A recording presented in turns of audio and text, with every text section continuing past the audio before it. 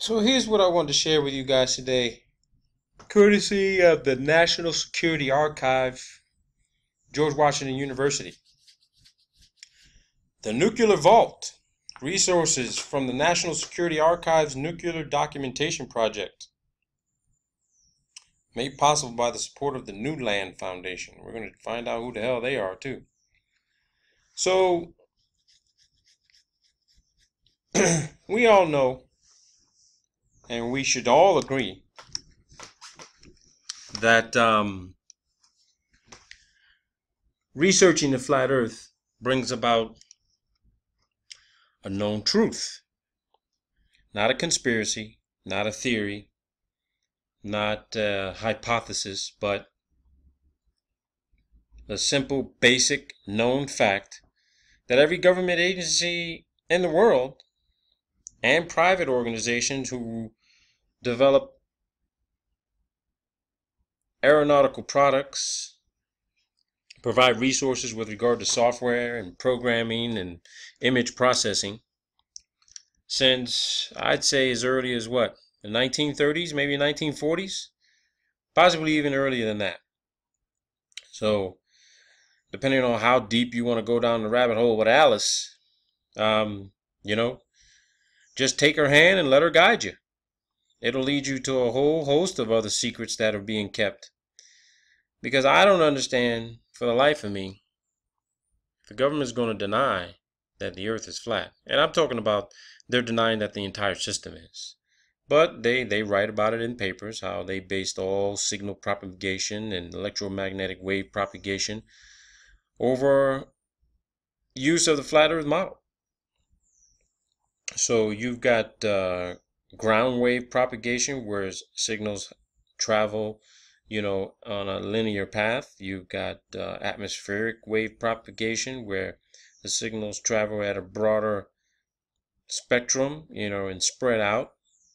And then you got ionospheric wave propagation, where when you're looking at the upper layers, those signals might be bouncing off of some sort of other electromagnetic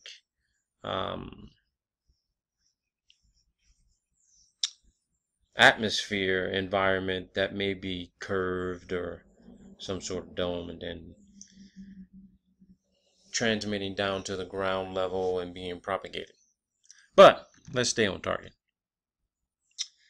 I'm going to try to do this presentation without cursing or using any vulgar language at all. I'm going to really try.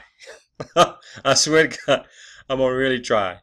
But I think I may have a mild case of Tourette's syndrome. So, let's see how long I can go in presenting this video without cursing. All right, let's see. We're already at 3 minutes, so. But this website's interesting. You can find it at nsarchive.gwu.edu. Okay? George Washington University National Security Archive. This is an interesting section of the site. They've got a whole host of documents you guys might want to look at. But what I found interesting here is this. There's all this talk about the Islamic Republic of Iran having nuclear weapons, having a secret nuclear program. You've got all these other countries who've got nuclear programs, and you've never heard about some of the issues that might have been taking place behind closed doors and under the table. They keep a lot of these rogue programs secret. You only hear about the countries who, there's some sort of backdoor agenda where they don't want a particular country to have a specific advanced technological capability to be on an equal playing field with the rest of the world. You just hear about those who are not in line with the collective majority views and opinions of, where they should be in the world. But what I found interesting on this site is this. Is that the United States discovered Israel's secret nuclear project, okay, long before Iran was even being discussed, okay? As you can see here, the U.S. discoveries of Israel's secret nuclear program project. Okay? And this was reported April 15th, 2015. U.S. government first learned of Israel's secret nuclear program at Dimona from an American corporate official talking to U.S. diplomats in Tel Aviv during midsummer 1960. According to a declassified document published today for the first time by the National Security Archive, the Nuclear Proliferation International History Project, and the Center for Nonproliferation Studies of the Middlebury Institute of International Studies at Monterey, other documents published today detail the discovery of the secret project that some in the United States government believed from the very start aimed at a weapons capability. The U.S. debates over Israel's lack of candor and the U.S. government efforts to pressure the Israelis to answer key questions about the nature of the Dimona project. So, in all fairness, I'm going to say this. I did a research paper where we discussed the Iranian nuclear program, and actually 10 years prior, the United States was actually working with the Islamic Republic of Iran to assist them in their nuclear program development initiative, whereby they wanted 25 nuclear facilities for power and energy generation throughout the country. And the United States actually gave Iran their very first nuclear reactor. They gave it to them. They gave them the material, all the technical specs and schematics, 10 years before they gave it to Israel. They didn't even want to give it to Israel. Israel actually stole the information so that they could get on equal footing because, of course, you got this whole Islamic, thing and anti-Semitic. I'm not going to get into that, but here's the deal. You didn't hear any kind of international uproar over Israel's program. They're not even part of the International Proliferation Treaty, the IPT. Okay? Iran is a member of the IPT. Okay? They've also allowed the IAEA to go in there and conduct regular inspections and investigations and testing. Israel is totally against this. They went crazy when the U.S. wanted to have the IAEA go in and do inspections because they suspect these guys were actually working on a weapons capability. Okay? So let's listen to this interview of this guy, Adi Cohen. Adi Cohen was a retired official from the Israel's Treasury Ministry, conducted by Ori Rabinowitz, a postdoctoral fellow at Tel Aviv University. Okay? They say here part of the puzzle about the textile plant cover story is how it came about, while we know that Adi Cohen, the director of the Foreign Aid Office at the Treasury Ministry, used that description when guiding U.S. Ambassador Ogden Reed and some of his staff on a helicopter tour of the Negev in September of 1960. The documentary trail has its limits. Cohen, who has just turned 87 and is living outside Tel Aviv, recalls the episode vividly. In a series of written and oral exchanges with the editors of this ebook in recent weeks, he has clarified further what happened. So let's see what he says here. Okay, let's see what he says. I accompanied the ambassador and Jack Haggerty in various parts of Israel to show what Israel is. I was the contact man. Since my English was better than most, if not all, including Israel, whatever was supposed to be done with the embassy on a level of working level, I could go to the ambassador. I could go to anyone there. If any had any problem with visas, I was approached because I was the one, or my secretary, or whatever, because I was also involved, not involved, I was responsible for the State of Israel bonds that were converted for investment, for tourist expenses, and so on. So, and whatever the ambassador wanted to see, he always, his secretary, or John Shaw, was his economic advisor, counselor, asked me, I arranged it. And it was usually one-day trips in his limousine, sometimes with his wife, including lunch given by the host and so forth. And so one day he said, "I'd like to see the Dead Sea work." And this is around 1960. 60, I not 60. It was cold. I remember it was cold, September or something. In any case, I did arrange. He wants one day trip. So, and I told him the General Maclef, who was at that time the manager, the general manager, invited us for lunch. So I arranged that, and I said, "Would you like to see something else?" Because we had chopper. I arranged with the Air Force. There's a chopper, and he said, "Well, if we have time, I would like to see what happened with the $59 million loan that you got from the World Bank to build the Ashdod port." So we go to the flight directly there, north of Dimona. Well, actually, it was on Dimona, but it was seen. That was the reason for our trip. So you're flying there in the chopper. Flying in the chopper, and he says, "What's this?" And I said, my wife's second cousin was a very famous, known pediatrician in Jerusalem, Dr. Cora Toaster, and his husband was Rudy Toaster, a Jerusalemite architect. What happened when he told me that he's doing textile plant in Dimona? I said, "What do you do in Dimona in the textile?" "Oh, I know the owners, and they asked me whether I can do that." So I kept quiet.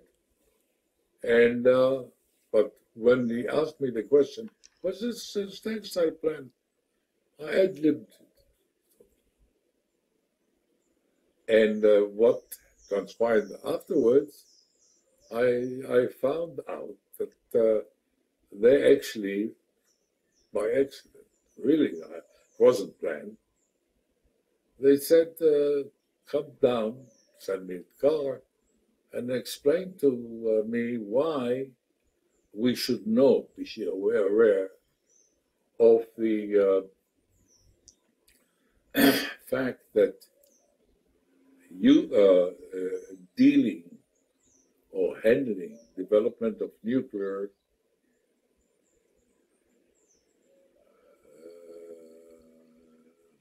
plants." Now, they did not say anything about a bomb.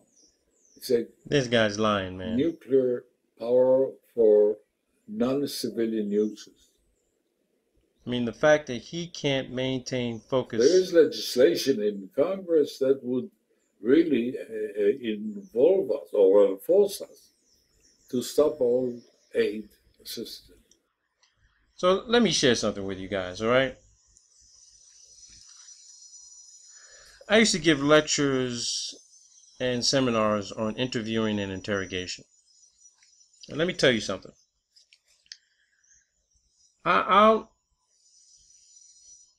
play fair and say, this guy's very old. And, as you get older, your memory becomes a little fogged and you can't remember a lot of things. All right? Now, that would be a perfect excuse. Okay? That would be a perfect excuse for someone, late 40s, 50s, 60s to use their age as a tactic to be interviewed like this, not look at the camera, and assume that this guy is trying to remember as best he can. I don't have any sympathy for these type of people. As a matter of fact, I will literally, I will smell BS immediately. And I'll try to get this guy to stay focused on me. to look me in the eyes to tell me what he really and honestly can remember. And the fact that he's looking away from the camera, we all know the common tactics and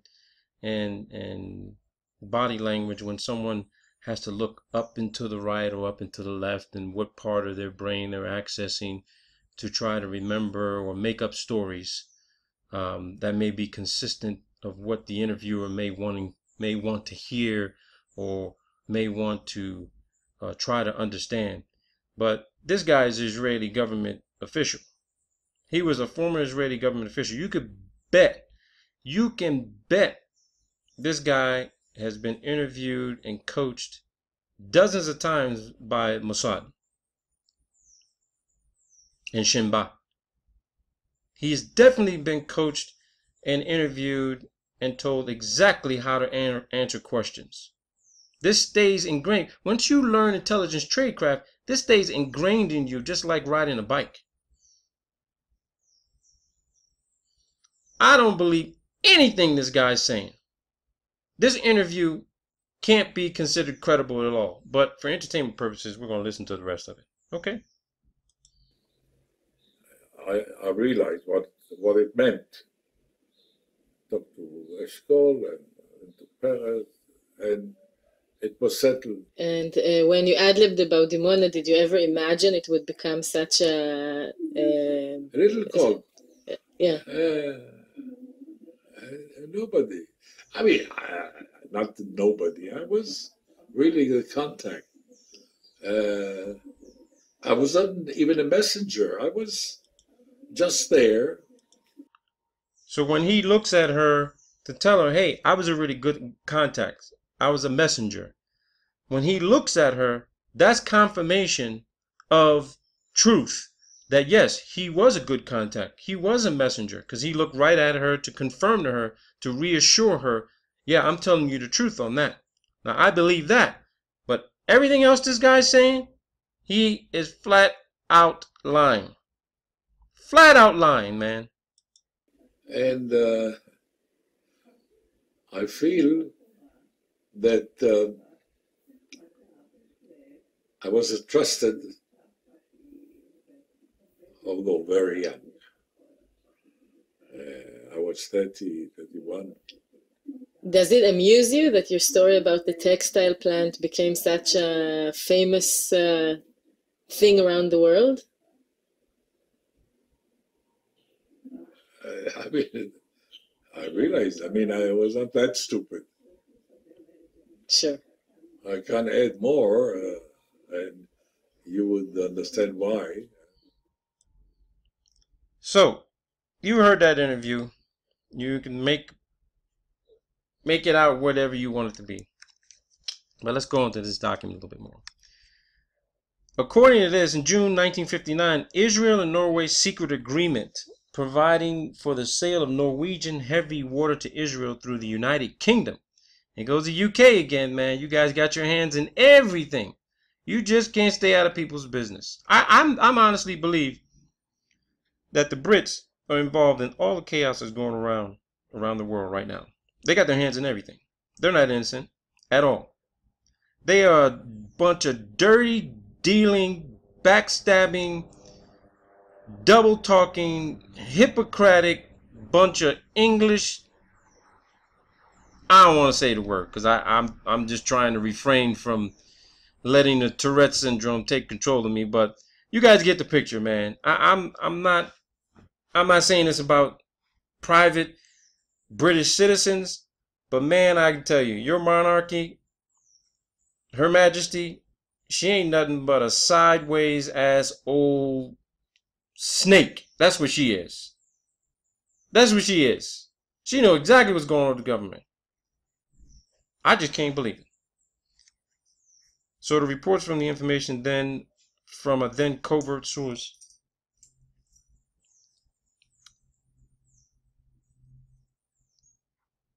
Let's see here. University of Michigan nuclear energy professor Henry Gomberg, who learned that the Israelis had a secret nuclear project. There you go, people. There you go. So I want to take you to another document, though, because I don't want to add too much to this, but check this out. You guys want to hear something strange? Look at the title of this. Concerned about nuclear weapons potential, John F. Kennedy pushed for inspection of Israeli nuclear facilities. Now, you want to start thinking about who possibly had Kennedy killed? You want to think about that? They want to try to bring the Russians on. Read this bad boy. Go to the website. Read this bad boy. And then decide for yourself who you think might have had Kennedy killed. And then make a determination. There's some food for thought, people. More planata veritas. It's not what you know. It's what you can prove.